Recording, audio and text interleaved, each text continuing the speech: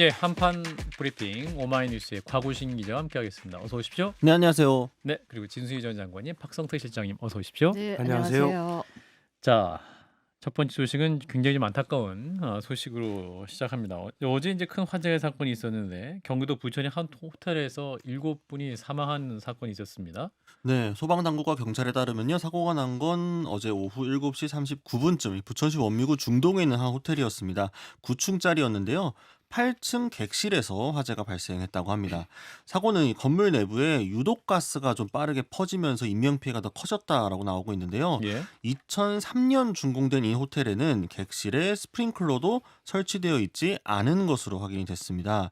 스프링클러는 관련법이 개정되면서 2017년부터는 6층 이상 신축 건물에 이제 의무화가 되어 있지만 그 전에 지어진 건물 같은 경우에는 특수한 경우들을 제외하면 소급 적용되지 않았는데요. 예. 사상자 대부분은 발화 지점으로 지금 추정되고 있는 810호 객실 인근의 8층과 9층 투숙객인 것으로 전해졌습니다.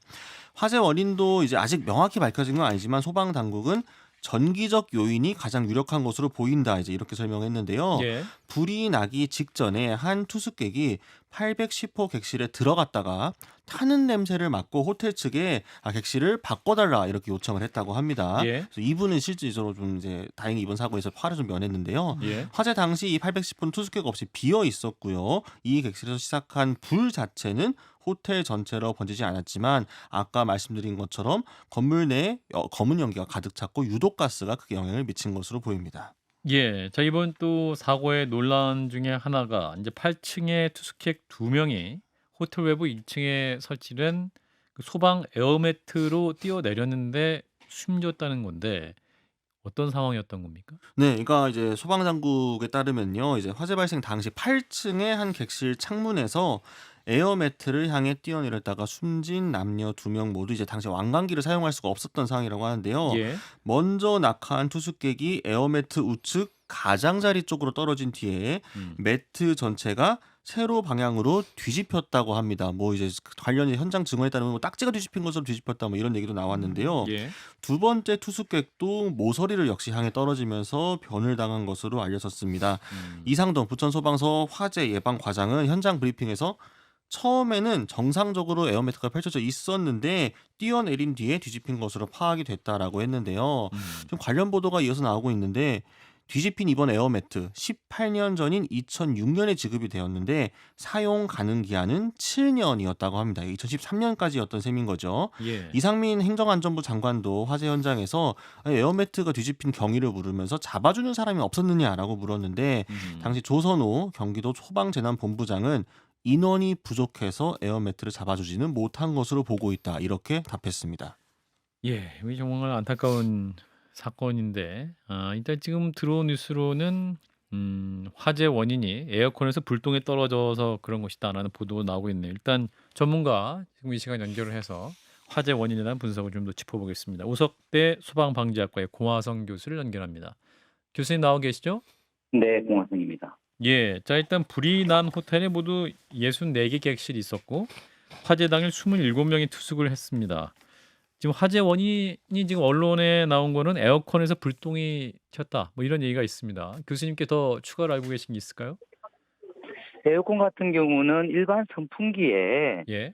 한 30배 이상의 전류를 소모합니다. 예. 그렇기 때문에 이 과전류가 흐를 수 있는 가능성이 상당히 높아요. 음. 그래서 그 에어컨이 원인이라고 하면 뭐 과전류라든가 뭐 접촉 불량이라든가 이런 원인을 들 수가 있겠습니다.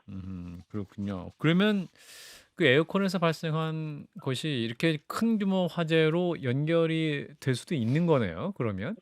뭐 당연하죠. 예. 왜냐하면 이 전선은 그 건물 내의 모든 곳에 다 연결이 되어 있기 때문에 예. 어느 한 곳에서 접촉 불량 등으로 불이 나면 음. 실 전체로 불이 확산되는 것은 아주 순식간이라고 볼 수 있습니다. 그러니까 지금 소방당국자 말에 따르면 탁탁 소리가 났고 탄 냄새가 1층 프론트까지 내려왔다. 그 사이에 에어컨에서 불똥이 튀어서 침대나 소파에 옮겨 붙은 것 같다. 이런 설명인데 이런 경우에는 순식간에 벌어지기 때문에 어떻게 대응할 수 있는 여력도 없는 상황인가요? 그 사람이 있었다고 하면 예. 소화기를 사용해서 이제 불을 꺼야 되는데 예. 그 객실 내에는 또 사람이 없었다고 그러죠. 그죠? 예. 그렇기 때문에 인근에 있는 객실에 있는 사람은 그 상황을 미처 인지하지 못했을 가능성이 있습니다. 아하. 그러다 보면 화재가 어느 정도 확대된 상태에서 인제 그 화재를 인지하기 때문에 그때는 인제 불을 끌 수 있는 이런 골든 타임을 완전히 놓치게 되는 것이죠. 예. 인제 말씀하신 대로 이게 인제 소파나 침대에 옮겨 붙어서 초기에 인제 발생했을 때 인제 그 방 안에 그 스프링클러가 제대로 있었고 작동했더라면 화재가 커지는 것이 막힐 수 있었을 텐데 지금 이게 당시에 스프링클러가 없었다는 거죠? 이 호텔에? 네, 맞습니다. 현재 그 당시는 이제 건물이 지어질 때 2003 년이라고 그러죠. 예. 그 당시에는 그 호텔에는 11층 이상인 경우에 스프링클러를 설치하도록 규정하고 있는데 그 예. 건물은 9층 건물이라서 예. 스프링클러 설치 대상에는 빠져 있습니다. 아하, 그렇군요. 자, 그러면 이렇게 인제 어떤 소급 적용이 안 되는 거지만 이게 권장 사항은 되는 거죠? 당연하죠. 예. 그렇지만 안타깝게도 우리나라의 안전의식은 사실은 그리 높지 않다 보니까 예. 예를 들어서 선진국 같은 경우는 어떤 권장 사항이라고 했을 때 이것을 반드시 지켜야 한다 이렇게 음. 생각하는 반면에 예. 우리나라 사람들은 아직까지 권장 사항이라고 하면 음. 안 해도 되는 것으로 알고 있습니다. 참 음. 안타까운 현실입니다. 그러니까 이제 '소급 적용이 안 돼서 다행이다.' 이런 식의 또 사고를 하기 때문에 뭐랄까 이런 또 사고가 미연에 방지될 수 없었던 측면이 있는데 그렇다면 이거 어떤 다른 입법을 통해서라도 이 소급 적용을 한다든가 대안적인 어떤 게 좀 필요할 수 있을까요? 일단 소급 적용을 하면 또 영업주라든가 건물주에 많은 비용이 이제 부담이 되는데요. 예. 그것을 사실은 안전 비용이라고 음. 해서 처음에는 일정 비용이 들어가지만 결과적으로 볼 때 화재가 날 것을 나지 않도록 하고 음. 하면 훨씬 더 비용도 적게 들어간다는 것을 음. 홍보나 계도를 통해서 지속적으로 또 알릴 필요가 있습니다. 음. 자, 이런 가운데 이제 이번 사건의 가장 핵심적으로 또 이제 뉴스 보신 분들이 당황스러워하시는 게 에어매트 문제인데요. 이게 지금 이제 소방차와 구급대가 와서 이제 뛰어내릴 수 있도록 구조를 위한 에어매트를 설치했습니다만 그 뛰어내린 분 중에 두 분이 이제 사망을 했단 말이죠. 이런 일은 어떻게 발생하는 걸까요? 사실은 그동안에는 이제 사다리 차를 펼쳐서 예. 사다리 차를 통해서 이제 구조를 주로 많이 했는데 예. 이번 건물 같은 경우는 사다리 차를 펼치지 못하는 음. 그런 구조인 것 같습니다. 예. 사다리 차를 펼치지 못하다 보니까 어. 그다음 단계로 이제 에어매트를 깔고 거기에서 이제 뛰어내리도록 했는데 예.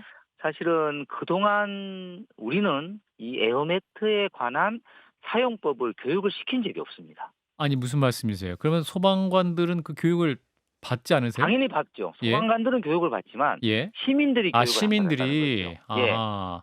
시민들이 교육을 한 번도 받아보지 않았기 때문에 예. 사실은 이것을 어떻게 사용하는지 어떻게 뛰어내리는지 사실은 그런 것조차도 전혀 교육이 안 돼 있었기 때문에 이런 음. 사실은 어려운 부분이 사실은 좀 있었고 그래서 앞으로 이런 부분은 개선해 나가야 될 필요성이 있고요. 또 음. 한 가지는 이 에어매트가 그렇게 생각보다 안전한 장비는 아닙니다. 아하. 그래서 어떤 이런 면에서 그렇습니까?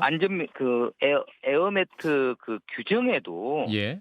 정상적으로 사용할 때도 그 소방대원조차도 부상 위험이 있다. 음. 이런 문구까지도 명시를 하도록 되어 있습니다. 아. 예, 그만큼 뛰어내리는 사람도 위험성을 감수하고 뛰어내리는 것이고 예. 그 아래에 그 위치해서 그 사람이 뛰어내렸을 때 빨리 또 밖으로 또 이송 조치를 하는 그 소방대원조차도 예. 위험을 무릅쓰고 사용하는 그런 장비라고 볼 수 있습니다. 아, 그렇군요. 근데 또 에어매트 그 넓이라고 해야 되나요? 이제 그것이 넓고 두툼할수록 좀 안전할 수 있을 것 같은데 그 부분도 좀 굉장히 뭐랄까요? 안전을 보장할 수준의 그런 넓이와 두께가 아니었던 것이 아닌가 이런 말씀도 많이 하십니다.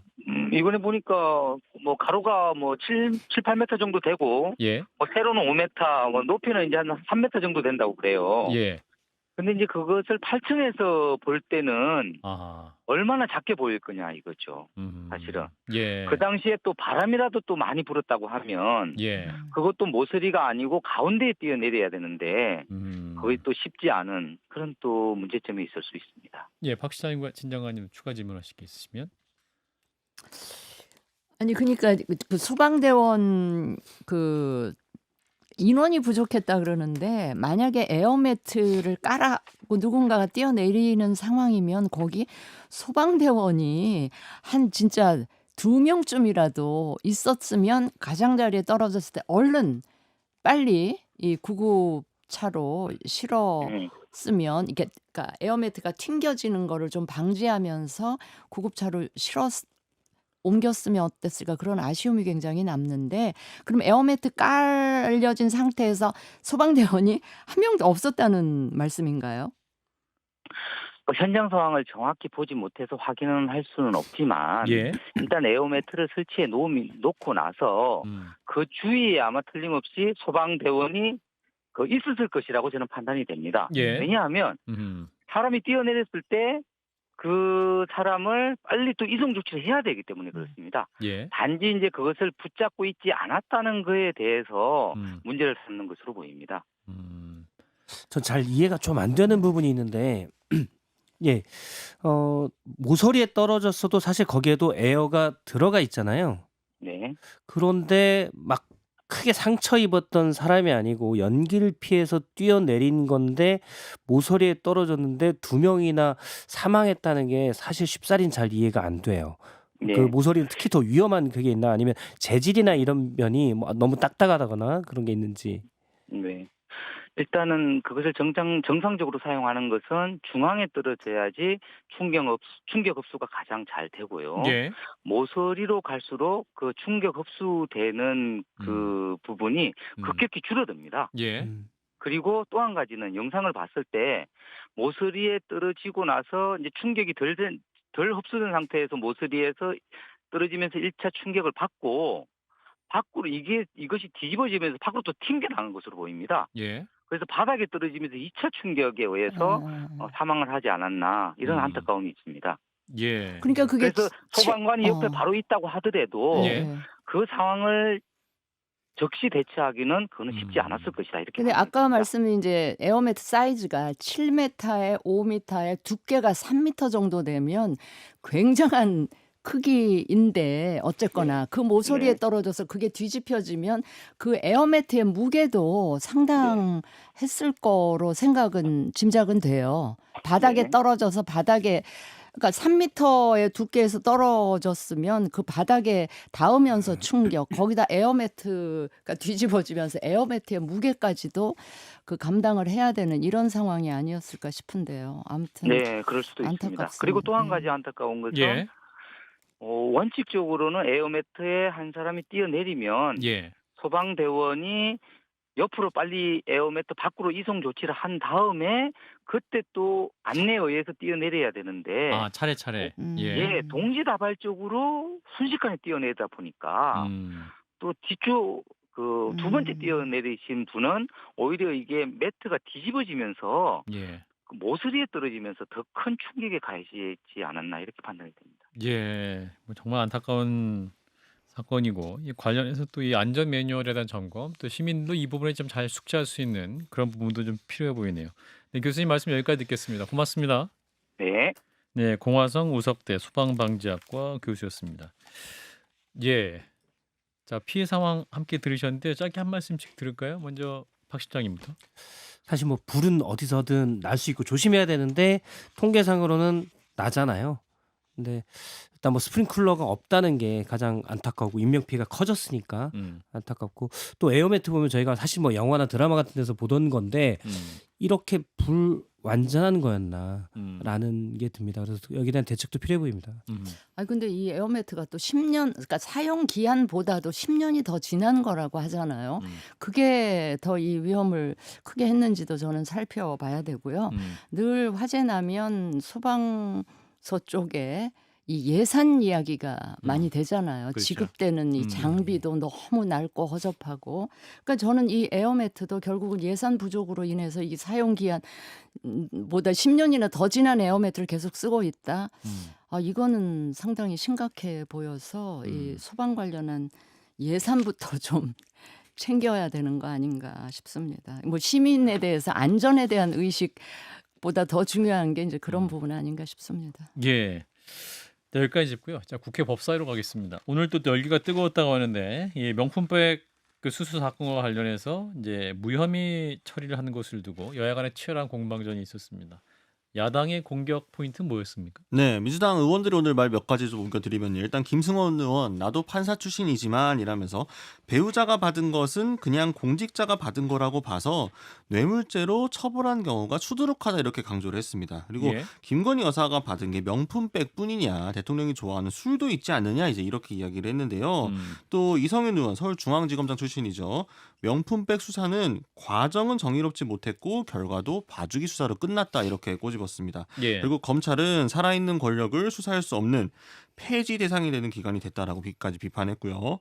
회의장에 출석한 박성재 법무부 장관을 향해서는 장관이 지금이라도 수사 지휘권을 발동해서 재수사 명령을 내려야 한다라고까지 이야기했습니다. 예. 민주당 전현희 의원 같은 경우에는 검찰의 무혐의 결정에 따르면 앞으로 이 자리에 있는 모든 공직자는 배우자를 통해 금액의 제한 없이 고가의 선물을 마음껏 받을 수 있게 됐다라면서 다시 한번 축하드린다 이렇게 비꼬기도 했습니다. 여당의 발언은 뭐였습니까? 네, 일단 장동영 의원이 가장 적극적이었는데요. 부정청탁금지법을 보면 공직자 배우자가 금품을 수수했을 때 처벌하는 조항이 없다라는 점을 강조했습니다. 다만 공직자는 처벌할 수 있는데 그것도 그 사실을 안 경우에만 그러하다라는 거였는데요. 예. 장동영 의원도 판사 출신이죠. 형법상 제3자 뇌물 제공이라고도 야당은 주장을 하지만 이는 부정한 청탁이 있어야만 한다. 명품백을 건넨 최재형 목사 증언 내용을 보면 제3자 뇌물 청탁 목적이 전혀 없다. 애당초 범죄가 성립하지 않는 것이다라고 나를 세웠는데요. 예. 박성태 장관도 오늘 야당의 공세에 적극적으로 반박을 했습니다.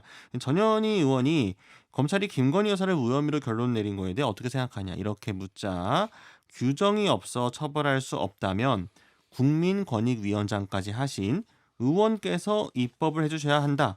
규정이 없는데 집행을 하라고 하시면 어떻게 하느냐라고 맞받아치면서 그거를 제가 법을 만들어야 되는 거냐 이렇게 반문하기도 했습니다. 예, 지금 또 방송 중 새로운 뉴스가 보도가 됐는데 이원석 검찰총장이 김건희 여사 명품백 가방 의혹에 대해서 수사심의위원회 회부했다라는 속보가 들어와 있네요. 자, 일단은 오늘 국회 법사위 공방 어떻게 보셨는지 말씀드리겠습니다. 박성재 법무부 장관은 규정을 만들어야 되냐 뭐 이런 반문도 했는데 어떻게 들으셨는지. 아니 저는요. 이 지금 박성재 법무부 장관도 그렇고 여권 인사들이 그 일제히 하는 이야기가 형식 논리를 내세우잖아요. 법리. 예. 배우자를 처벌할 수 있는 규정은 없다. 그 규정대로 하다 보니까 이런 결론이 났다 이건데 저는 정파를 떠나서 국민의 입장에서 반문하고 싶은 게 이 대상이 하급직 공직자였어도 이런 똑같은 결론을 냈을 것인가 그거를 저는 물어보고 싶은데 예. 사실은 권한이나 지위가 높을수록 법은 더 엄격하게 적용돼야 그게 국민정서법에도 저는 맞을 텐데 예.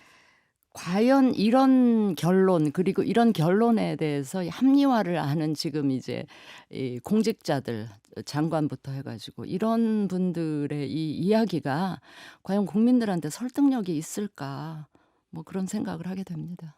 박 시장이. 전 자꾸 검찰이나 여권 관계자들이 얘기하는 게 이 부분이잖아요. 여사는 처벌 조항이 없다. 그러니까 아쉽지만 처벌할 수 없다. 법에 구멍이 있다. 오늘 박성재 법무부 장관은 제도적 미비점을 메워달라라고 하는데 예. 이게 저는 사건의 진실을 호도하는 거라고 봐요. 예를 들어서 시장의 배우자가 디올백을 받았어요. 300만 원짜리를.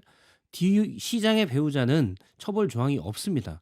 다만 이 시장이 공직자인 시장이 이 사실을 안날로 신고하고 반환하지 않으면 이 시장에게 처벌 조항이 있습니다. 예. 이 법에 처벌 조항이 없는 게 아니에요.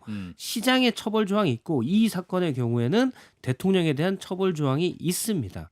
그래서 여기에 대해서 진실 규명을 하고 가야 돼요. 수사가 돼서 예를 들어 이 부분에서 대통령은 기소를 받지 않기 때문에 기소 중지가 되더라도 여기에 대해서는 짚고 넘어가야 돼요. 대통령의 인지 여부라도 그렇죠. 대통령은 인지를 당연히 최소한 지난해 11월은 했죠. 뉴스에 달았는데 대통령이 기사를 아예 안 보는 건 아니면 작년 11월에 알았어야 되잖아요. 예. 신고도 없었고 반환도 없었어요. 물론 정진석 비서실장 얘기를 보면 이게 대통령 기록물인지 뭔지 판단해야 돼.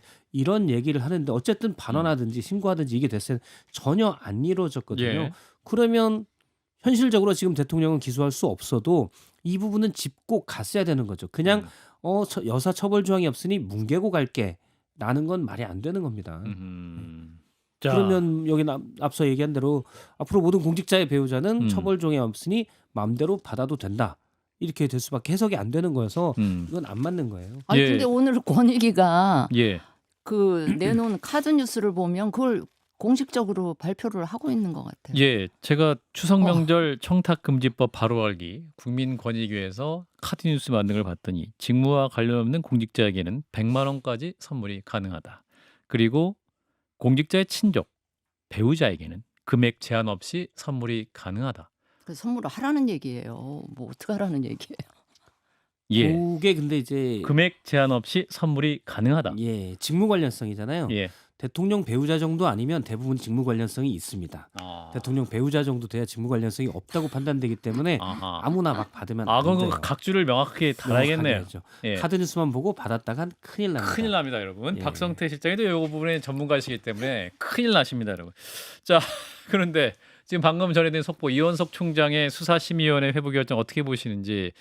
일단 이원석 총장이 큰 고민 끝에 결단을 내린 것이냐, 아니면 이 향후에 또 용산은 이 부분에서 굉장히 화를 낼 것이다라고 어제 조홍천 전 의원이 말을 하던데, 진 장관님 어떻게 보십니까? 아니 결단을 내린 거는 네. 그 평가를 해드릴 수 있는데 이분 임기가 얼마 남았나요? 지금 9월 한 달, 약 10일까지. 한 달? 5일이니까요. 예. 25일 뭐한 달도 정도? 채 안 남은 상황에 만들어지는 수사심의위원회가 과연 정말 공정하게 음. 그 결론을 내릴 수 있을지 저는 조금 그 의심을 하게 됩니다. 그래서 이런 정도 결론을 내릴 거였으면 이원석 총장께서 지난 몇 달 전에 5월 말까지 뭐 수사 끝내겠다고 하고 그때 드라이브를 확 걸으면서 검찰총장직을 걸고라도 그렇게 하셨어야 되는 게 아닌가 하는 아쉬움이 굉장히 진하게 남죠. 예. 박 시장님? 또 어쨌든 이원석 총장이 마지막에라도 절차는 한계하는데 저는 뭐 좀 더 구체적으로 수사 지휘를 했으면 하는 바람이긴 한데 어쨌든 수사 심의를 소집한 것 자체는 실효성은 모르겠어요. 사실 실효성은 모르겠는데 한 거는 뭐 이원석 평가할 만하다. 총장으로서 할 만큼은 아니지만 마지막에 가장- 할 건 했다. 가장 조금은 했다. 가장 조금은 했다. 이거 한국말인데 어렵네요. 가장 조금은 했다. 가장하고 조금은 이렇게 안 맞는 말 같아요. 예, 최소한으로 했죠. 예, 알겠습니다. 자, 우리 곽우신 반장께서 어떻게 들으셨어요? 아니 사실은 저도 이제 제가 법조 출입은 아니지만 예, 법조 출입하는 이제 기자들에게 저도 이제 물어본 적이 있거든요. 어떻게 할 것 같냐라고 했을 때 사실 다수 의견은 하지 않을 것 같다라는 쪽이었습니다. 이원석 총장이 네. 수사심의 소집하지 않을 것 않을 같다. 것이다. 왜냐하면 이제 이원석 총장의 스타일을 보았을 때도 그렇고 그 이전에도 사실 자기 밑에 있는 밑이라고 표현해서 서울중앙지검하고의 요 관계 이거 감사 어떻게 할 건지 이 진상조사 어떻게 할 이 부분 가지고 사실은 약간 밀리는 듯한 모습이 보였잖아요. 이원석 총장이 막 이렇게 들이받는 스타일은 아니다 보니까 임기 말에 이렇게까지 약간 무리수를 두지는 않을 것이다라는 추측이 더 강했는데 이렇게까지 한 걸 보면 또 내부적으로 또 뭔가 정무적인 판단이 있었던 것으로 보이고요. 결국 이 결과를 어떻게 하는지가 좀 중요할 것 같긴 하지만 이원석 총장도 본인이 뭔가 이거에 대한 덤터기를 쓰고 싶진 않았던 게 아닌가. 뭔가 나름의 면피는 하고 싶었기 때문에 예. 결단을 내린 게 아닌가 싶긴 합니다. 예, 뭐 대검 발표를 보면 이렇습니다. 이원석 총장이 오늘 김건희 여사의 청탁금지법 위반 사건을 알선수재, 변호사법 위반 법리를 포함해 검찰 수사 심의위에 회부를 하고 전원 외부 민간위원으로 구성된 위원회 심의 절차를 거쳐서 신중하게 처분하도록 하였다라고. 총장은 중앙지검의 수사 결과를 보고 충분히 충실히 법리위 해석이 이루어졌다고 평가를 했지만 사회적 관심이 집중되고 소모적 논란이 지속되는 이 사건에 대해 공정성 제고를 위해 수사심의 여부를 결정했다라는 판단입니다. 결과는 그럼 어떻게 될까요? 저도 모르죠 결과는. 예, 예. 다만 이제 이원석 총장이 연초에 음. 이태원 참사 관련해서 김광호 서울 경찰청장이 원래 서부지검이 불기소 처분을 했는데 수사심의위에 회부해서 기소 결정이 났었거든요. 당시 제가 듣기로 용산에서 이것 때문에 엄청나게 열이 받았다. 저도 들었으니 이원석 총장도 들었겠죠. 그런데 그럼에도 불구하고 일단 수사심의를 한 건 예. 일단 최소한의 검찰의 마지막 자존심을 지켜보자라는 건데 수사심의 구성이나 여기서 어떻게 되느냐가 좀 국민들의 눈높이에 과연 맞는 심의로 구성돼서 그런 결론을 내느냐는 지켜봐야 될 것 같습니다. 제가 아까 했던 말씀을 좀 예. 수정하고 싶은데요. 예. 그러니까 수사심의위에 하기로 했잖아요. 예. 근데 시작도 하기 전에 제가 아까 예. 공정성에 대해서 싹 그렇게 신뢰가 가지 않는다는 식으로 말씀을 드린 거는 너무 예. 죄송하고 예. 저는 지켜보겠습니다. 잘 해주십시오. 예, 진수희 장관님이 잘 지켜보신답니다. 국민들도 지켜보고 있기 때문에 뭐 이 뉴스 때문에 또 정치권에서 용산이 경로했다 이런 뉴스가 나오지 않기를 바랍니다. 자, 한판 브리핑 곽우신 기자였습니다. 고맙습니다. 감사합니다.